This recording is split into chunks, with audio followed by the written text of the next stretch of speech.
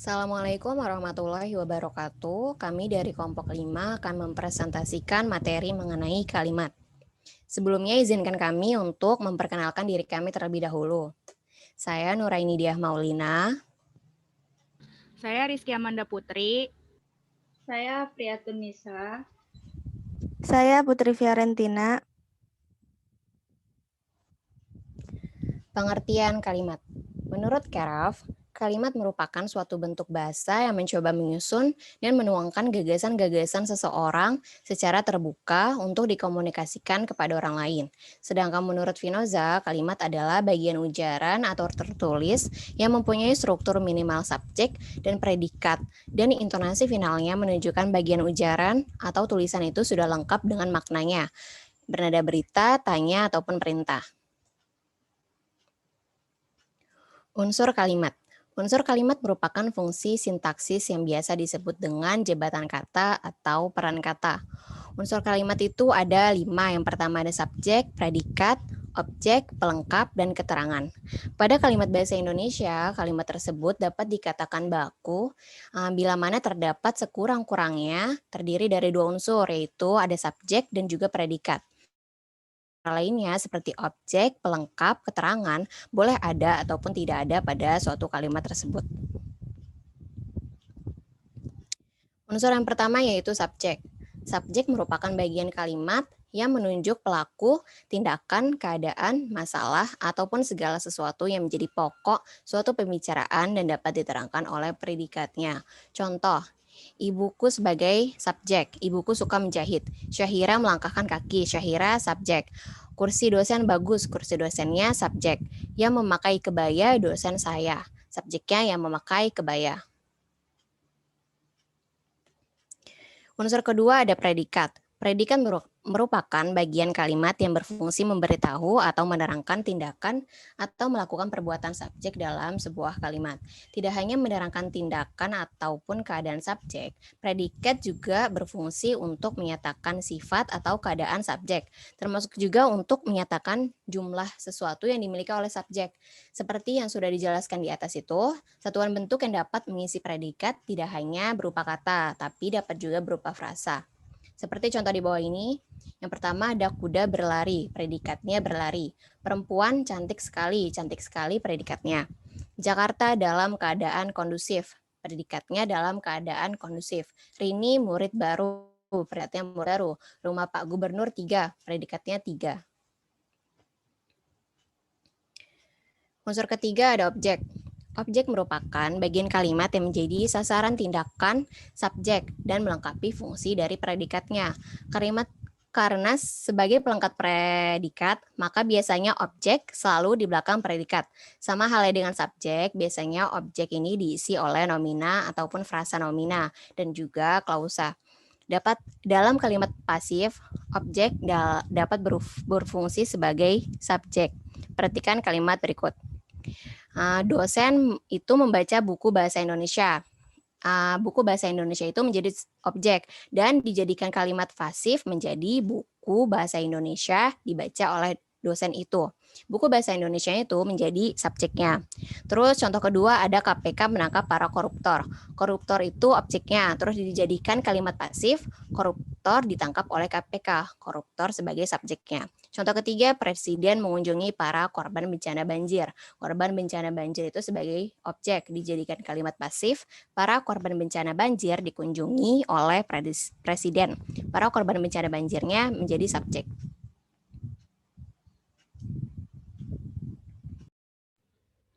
Selanjutnya ada pelengkap. Pelengkap merupakan bagian kalimat yang berfungsi sebagai pelengkap predikat. Unsur pelengkap hampir sama dengan objek, hanya saja kalau objek dapat berfungsi sebagai subjek, sedangkan kalau pelengkap tidak dapat berfungsi sebagai subjek dalam kalimat pasif. Contohnya, Indonesia berlandaskan Pancasila dan UUD 1945. Indonesia menunjukkan subjek berlandaskan predikat Pancasila dan UUD 1945 pelengkap. Yang kedua, adik terpleset kulit pisang. Adik menunjukkan subjek, terpleset menunjukkan predikat, dan kulit pisang sebagai pelengkap. Selanjutnya ada keterangan. Keterangan merupakan bagian kalimat yang menerangkan lebih lanjut terhadap subjek, predikat, dan juga objek dalam sebuah kalimat. Keterangan boleh ditempatkan di mana saja atau yang disukai. Boleh diletakkan di awal, di tengah, atau akhir kalimat. Keterangan ini dapat berupa adverbia, frasa nomina, frasa preposisional, atau juga dapat berupa klausa. Walaupun keterangan ini dapat diletakkan di mana saja, namun jangan sampai merubah makna sebuah kalimat. Contohnya, mahasiswa mengikuti ujian akhir semester sore itu. Keterangannya sore itu. Yang kedua, mahasiswa sore itu mengikuti ujian akhir semester. Yang ketiga, sore itu mahasiswa mengikuti ujian akhir semester. Terus ada terus selanjutnya pola dasar kalimat. Berdasarkan fungsi dan peran gramatikalnya, ada 6 tipe kalimat yang dapat dijadikan model pola kalimat dasar bahasa Indonesia.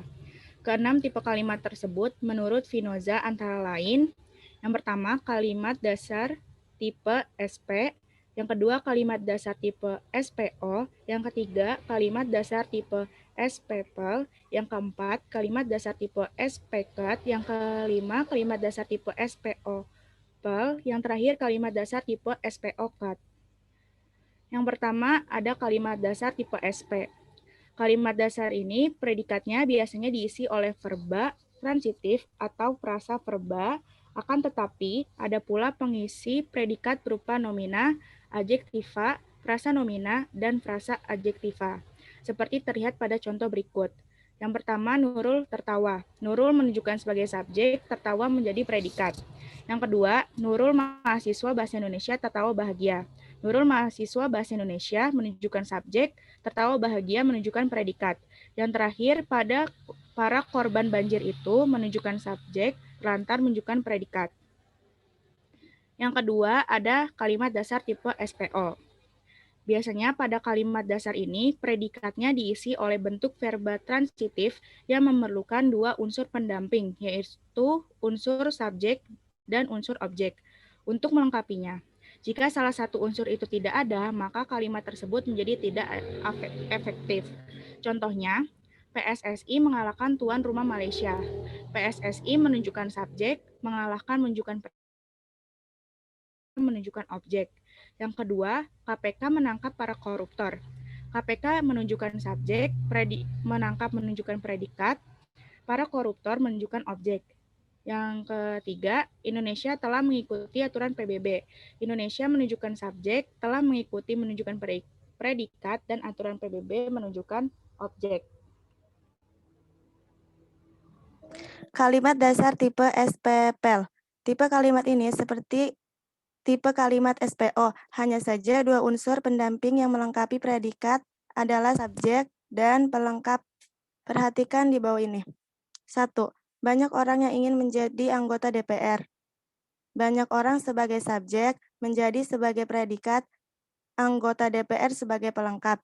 Keputusan rektor sudah sesuai dengan aturan yang berlaku. Keputusan rektor sebagai subjek sudah sesuai sebagai predikat dengan aturan yang berlaku sebagai pelengkap. Tanjidor merupakan alat kesenian asli Betawi.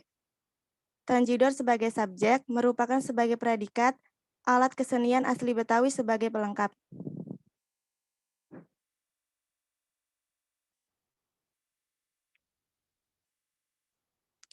Empat, kalimat dasar tipe SPCAT.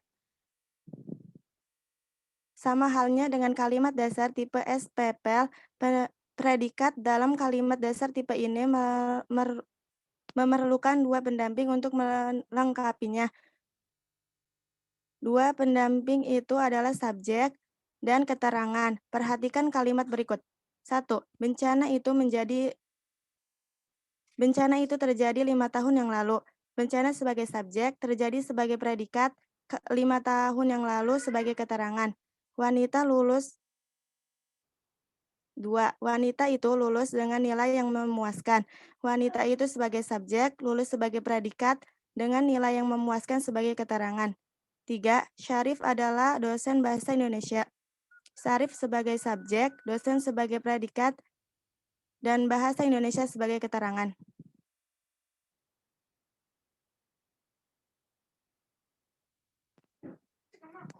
5. Kalimat dasar tipe SPOPEL. Pada kalimat dasar tipe SPOPEL ini menuntut 3 pendamping, yaitu subjek, objek, dan pelengkap, untuk melengkapi predikat supaya kalimat tersebut menjadi efektif dan gramatikal. Perhatikan contoh kalimat di bawah ini. Gubernur DKI 1. Gubernur DKI memerintah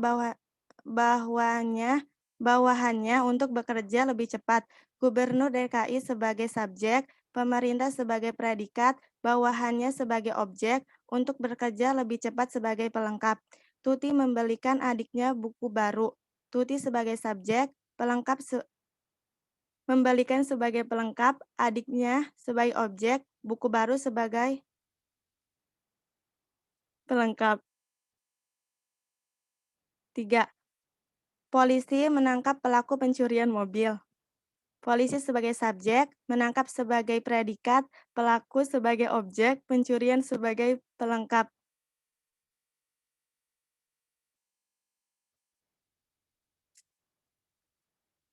6.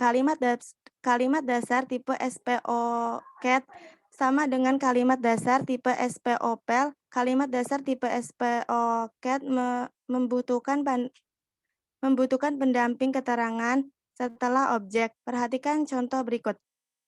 Pak Ade membimbing mahasiswa di kampus. Pak Ade sebagai subjek, membimbing sebagai predikat, mahasiswa sebagai objek, di kampus sebagai keterangan. BNN memeriksa tersangka secara mendetail. BNN sebagai subjek, memeriksa sebagai predikat, tersangka sebagai objek, secara mendetail sebagai keterangan. 3. Pemerintah merancang Undang-Undang Pendidikan tahun 2003. Pemerintah sebagai subjek, merancang sebagai predikat, Undang-Undang Pendidikan sebagai objek, tahun 2003 sebagai keterangan. D. Jenis kalimat.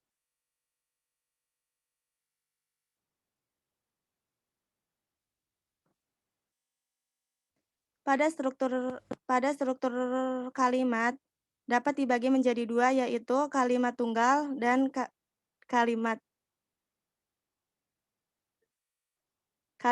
kalimat majemuk. Kalimat tunggal merupakan kalimat yang hanya mempunyai satu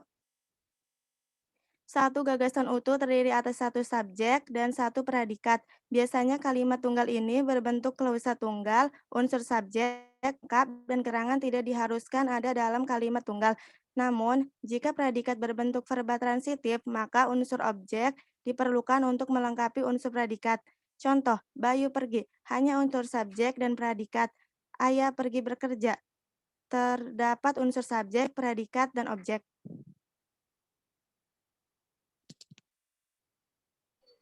Dan yang kedua itu ada kalimat majemuk. Kalimat majemuk ini merupakan kalimat yang dibentuk dari gabungan 2 atau lebih klausa. Kalimat majemuk ini terbagi menjadi 2, yaitu majemuk setara dan kalimat majemuk bertingkat. Dan yang pertama itu kalimat majemuk setara. Kalimat majemuk setara ini adalah yang dibentuk dari 2 atau lebih kalimat tunggal dan kedudukan kedua kalimat atau klausa tersebut sederajat. Dalam kalimat majemuk setara, terdapat konjungsi atau kata hubung yang biasanya terdiri dari dan, baik, maupun, tetapi, sedangkan, atau, dan lalu. Contoh, para pejabat negara harus mempunyai rasa empati yang tinggi dan mampu memperjuangkan nasib masyarakat yang luas.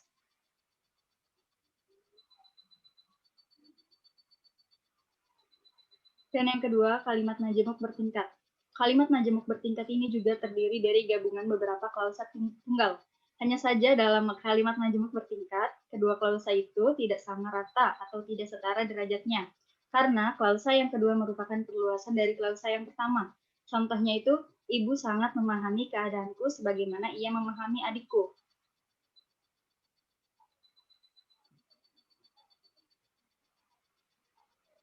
Kalimat efektif. Kalimat efektif sebagai kalimat yang mempersoalkan bagaimana ia dapat mewakili secara tepat isi pikiran atau perasaan penulisnya. Bagaimana ia dapat mewakilinya secara segar dan sanggup menarik perhatian pembacanya terhadap apa yang dibicarakan. Contohnya, kalimat yang diucapkan kepada tukang beca, "Berapa ke pasar Rebo?" Kalimat tersebut jelas lebih efektif daripada kalimat lengkap. Berapa saya harus membayar bank? Bila saya menumpang beca, abang ke pasar Rebo.